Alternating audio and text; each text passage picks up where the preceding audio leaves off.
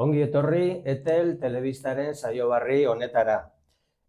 Gaurko saioan dual formatu izango da jorratuko dugun gaia. Eta horretarako gugaz bi oso pertsona interesgarri duguz.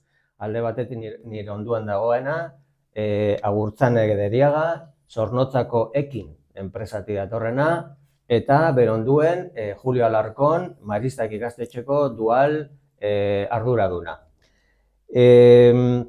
Etel mailan aurten, 2023-2024 ikasturtean, ia 800 ikasle dekoguz dual formatoan enpresetatik asko da, oso laneratze tasa handixe daukiez, eta hori beti postekoa da.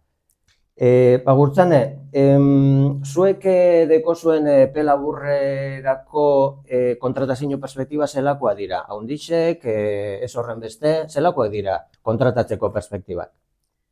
Bueno, ez horren beste, baina badekogu orain momentuen, adibidez, gu industria arloan gauz, eta mekanizatua da gure munduak, orduen mekanizaturako pertsona batzuk orain hartu dugu urtarrilean, baina behar dugu gehiago, eta gero, arlo teknikoan beste pertsona batzuk hartzea espero dugu, bai. Behar bada, perfil mota beste batzu baino gehiago kostako jatzuez topatzi, ez da? Bueno, egiz esan, producción por mekanizado da gure arlue pertsona gehien hartzen dugu zena, gure tailerrin dauz 80.000 pertsona inguru, eta arlo hori nahiko txokostetan jaku, bai.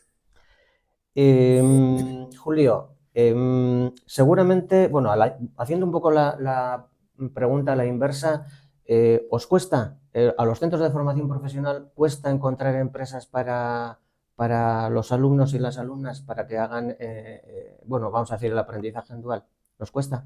Hombre, pues los datos de los últimos años nos están diciendo que no, que cada vez se incrementa el número de empresas interesadas en este formato. Y sobre todo en los ciclos técnicos es donde más demanda hay, más que en los ciclos más de servicios, ¿no? Agurtzane, hau dual formatoa zuentzako batez holan talentua kontratatzeko erakartzeko eraginkorra da, eroso sentitzen zarie formato honegaz? Egizan, guk ja badaroguz nahiko urte erabiltzen dual formatua, pertsonak ezagutu egiten ditugu, eta guretzat, behin dualin urte betein da gero, ezagutzen dugu zenez pertsonak, oso interesgarria da pertsonak gerora kontratatzeko eta gurekin jarraitzeko oso modelo hon bat da. Osa, jarraituko zue eredu honen apostua... Bai, egiz izan, adibidez, aurten 9 pertsona ditugu dualien, eta datorren urterako 11 aurreikusten dugu hartzea. Julio, de todas maneras, este formato de dual, aunque ya llevamos unos años con él, desde el punto de vista de gestión de un centro de formación profesional tendrá su trabajo y tendrá su miga. Sí, así es. Ahora es el momento en el que estamos haciendo las captaciones de las empresas y un poco pues manteniendo conversaciones con los departamentos de recursos humanos de las distintas empresas.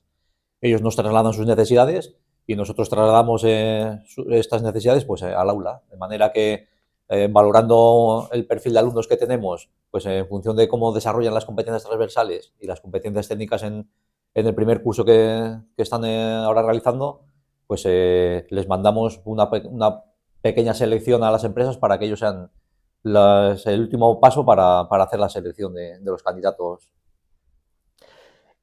Agurtzane, jasotzen duzu zen ikasle kontinuaz dabe ikasketak amaitu. Zelan integratzen dira enpresan? Zelan enkajatzen dira? Txarto, ondo, euren partetik eta ipintzen dabe? Zelan da integrazio hori enpresan? Bueno, guk orain arte eukin ditugu honekin, ez dugu inoiz arazorik eukin, nahiko ondo integratzen die, heltzen die zenin igartzen da purtsubet dauzela, ez dakin zelan esan, ez diela izabada, apurtsubet igual bildurre mototzie, mundu hori ez da bilako ezagutzen, baina laster egiten dira enpresara, lankideekaz eta ez dugu inoiz arazorik eduki eta nahiko ondo integratzen die, bai. Igerri itxozue, holan, eukiten da bien evoluzio teknikoa, incluso pertsona Bai, moduen. pertsonalki igertzen da asko, hasten direnien, bai, egite esan guk hartzen dugu lehenengo mailako praktikak egiteko, lehenengo, hori beti hori, eta gero duala egiteko.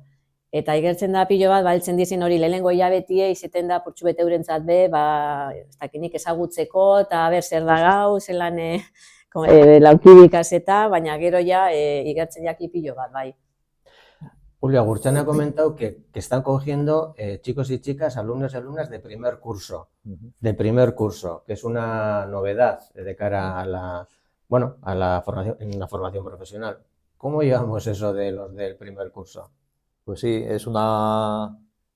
todavía estamos en la fase piloto, que llevamos 3 años con ello, pero la previsión es que el curso que viene ya entre por decreto ley, que todos los alumnos de primero tengan que realizar un periodo de prácticas.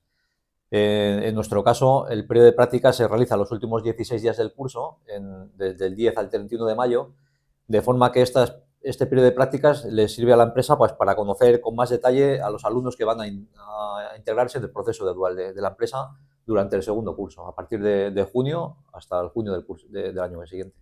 ¿Y cómo llevan los alumnos y alumnas eso de ir a la empresa en primero, luego volver, ir en segundo? ¿Cómo lo llevan? Pues desde nuestro punto de vista creemos que es un aliciente muy importante. O sea, una vez que entran en el primer curso de cualquiera de los ciclos, ya se ponen como meta que en mayo, antes de lo que antes era habitual, en mayo ya van a tener pues, la primera experiencia en el mundo laboral. Y si todo va bien, pues en muchos casos van a tener la posibilidad de quedarse en la empresa durante un año para hacer la formación dual, compatibilizando los estudios con el aprendizaje en la empresa del segundo curso.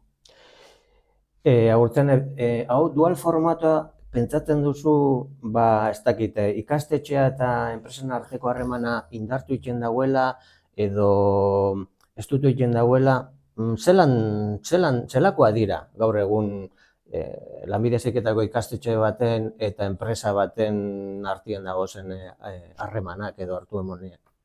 Bueno, guk gehien bat gure inguruko ikastetxekin egiten dugu lan, bai Maristak, bai Zuleibar, edo Txorierri bai, eta bueno, horrekin dekoguz harremanak, eta adibidez, inoiz bat okoiaku, lanposturen bat bete behar izana edo, ikastetxetara juten gara, eskatzeko euren poltzatik, edo horreko ikasliek, edo ezagutzen da biesan ikaslien bat edo, gurekin harremanetan ipinteko, laguntzeko bata bestiari be. Ederto, bueno, hau izan da dana. Eskerrik asko bihotzez, bai Agurtzane eta bai Julio, gugaz euren iritzizik partekatzearren, eta beste kaldien zauzien ikusle guztitzei be, eskerrik asko, horregotearren,